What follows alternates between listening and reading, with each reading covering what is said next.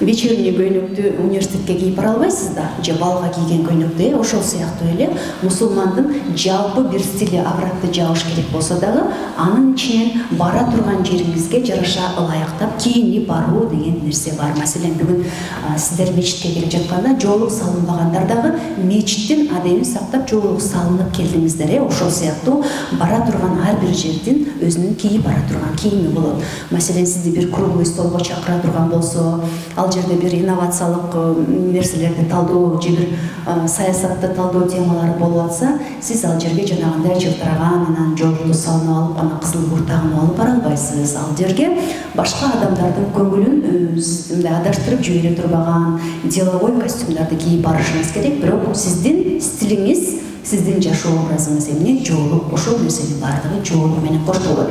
Дагы бир сиздерге айтып кетчү нерсе, сураныч. Жоолук салынгандан кийин сиздер жоолугу жок адамдарды үлгү кылып албаңыздар.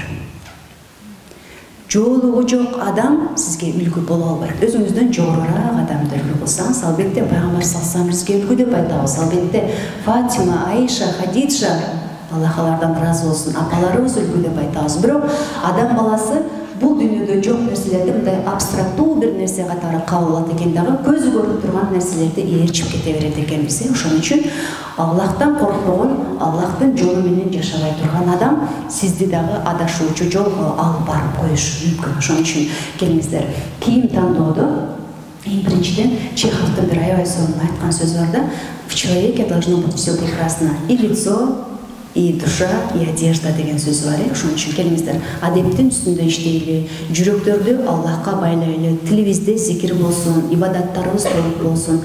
Бирок ошолордун баардыгын жасоо биздин ибадаттарыбыз өзүбүздүн кызыкчылыгыбыз үчүн. Бирок биз коомго эмнебиз менен аралашабыз десе, жөн эле баспараттын кийимибиз менен, турган турпатыбыз менен коомго кандайдыр бир жакшы көрүү сезимин же иренчиткен сезимди калтырып кетишибиз мүмкүн. Мына кийимдин маанилүүлүгү ушул жерде. Сөзсүз, айрыкча жоолукчу жүргөн кыздар, эжелер, сиздерден сураныч, кийим эң биринчи кезекте таза болуш керек. Сенин дене мүчөңө тыкайып, ыңгайлашып, жарашып туруш керек. Жарашып дегенде эркектерди кызыктырып деп ойлобойбуз. Шалбырап бир этегиңди жасагасып, бир этегиңди үсө басып, бир жагың сөгүлүп кеткен боюнча жүрсөңүз, албетте бул сиздин диниңизге кылган жоопкерчилик, сиздин мамилеңиз. Сиз кийим кийүүгө анчалык деле бир көңүл маани бербесеңиз, жок дегенде мен коомго аралашып жатам, мени карап турган адамдар мусулман айымы деп мага мамиле кылат деп туруп, сөзсүз түрдө кийимиңиздин тазалыгына, андан бир посторонний жыт чыкпасын, пияз жыттанбаңыз, тамак жыттанбаңыз, памперс жыттанбаңыз, ар кандай жагдайлар болот. Мусулман деген кандай адам? Башкалардан эмнеси менен айырмаланат? Сабырдуулугу менен айырмаланат. Ал башкалар көтөрүп жүргөндөн 2 эсе жүктү көтөрүп жүрүп, бирок жылмайып жүрө алган билген адам бул мусулман. Анткени эмнеге? Ал Аллахка таянганды билет. Бирөөнүн крышасы болсо кандай жүрөт? Мындай деп жүрөт да, ошо сыяктуу биздин ошондой таяна турганыбыз бар. Аллах Таала бизге бүгүнкү күндө канчалык кыйын болуп турса дагы, эки эле жоолугубуз болсо дагы, бир эле жоолугубуз болсо дагы, ошону күндө жууп, үтүктөп, бир жаман жыт чыкпагандай кылып, татынакай кылып салынып жүргөндү адат кылып алалы. Бут кийимибиздин тазалыгына көңүл буралы, тырмагыбыздын тазалыгына көңүл буралы, оозубуздан жаман жыт чыкпасына көңүл. Мына ушунун баардыгы коомдогу адамдарды динден, жоолуктан иренжитип кое турган маселелер. Анан албетте күлүп жүрүү сүннөт дегенди эсибизден чыгарбайлы. Жок эле дегенде илим келгичекти бизге адептин баарын койгучакты келиңиздер, ушу коомдогу бир агрессияны жоюп жибергенге болгон салымыбыз ушул болсун. Жок дегенде бири-бирибизди көргөндө жылмайып коелучу, башкалар биздин ичинде деп ойлошу мүмкүн. Бирок өнүккөн башка бир Европа өлкөлөрүнө барсаңыз, баардыгы күлүп жүргөнүн көрөсүң. Жашоолору жакшымы десең, жок, жакшы эмес. Алардын 90% кредитке баткан, стресс болуп, ар бир адамдын өзүнүн психологу бар, кыйналып эле жашаган адамдар, бирок коомго чыкканда алар эмне кылат? Өзүнүн жеке жүгүн коомчулукка артпайт. Коомго жакшынакай маанай менен жаштарга жакшы ярада деп туруп кетип калам. Мен ол жерге келип, эртең мен турсам, үй суук деп эле өзүмдү алып, бирдемелерди айтып баштасам, эмне дейсиңер? Анан турсам завтрак жок, анан келатсам машинам суук болуп десем, Господи, зачем нам все это надо дейт. Ошол сыяктуу эч кимге бири-бирибиздин көйгөйүбүздүн кереги жок. Ошон үчүн жылмайып жүрүүнү адат кылып алалы. Так, кийин боюнча айттым, уруштум, дагы планда эмне бар эле? Азыр суроолор, келиңиздер. Кимде суроо болсо, суроо жооп кылалы, анан жыйынтыктайбыз иншалла. Суроолор болгондо фатва чыгарып жиберүүчү суроолорду бербейбиз. Күнөкөй бүгүнкү лекциянын алкагындагы суроолорду. Саламатсызбы, ыраазычылык билдирем. Суроо мен өзүм кесибим боюнча реклама жасап иштейм. Соц тармактарга алтернатив услуга көрсөтүп иштейм. Арасында сетевой багында иштегендер продукцияларын келтирип берип деп суранышат, иштесе болобу, жеке иштеман эле. Рахмат сизге. Сетевой маркетингде анын иштөө системасын арам деген фатва чыгарды. Иштөө системасын именно арам деген фатва чыгарды. Ошон үчүн фатва чыккан нерсени кайра эле болобу, болбойбу дей бербей эле биздин муфтияттын фатва бөлүмү арам деген бүт бардык тармактык маркетингдердин иштөө системасы арам деген өкүм чыккан. Ошон үчүн бул фатваны дагы бир жолу эскертип коеюн. Хиджаб кийгенге чейинки кийимдерди таркатып берүү керекпи, жыргытып салуу керекпи, ал кийимдерди таркатсак күн. Ай-ой, пожалеете, если вы раздадите кийимдерди. Ай-ой, пожалеете. Мен ушинтип таратып жиберип, аябай такы болуп кетесиң го биринчи күндөрү.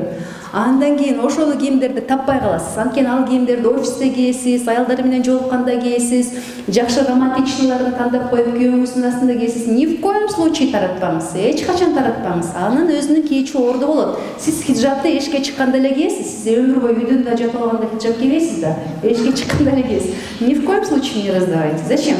Вам еще понадобится.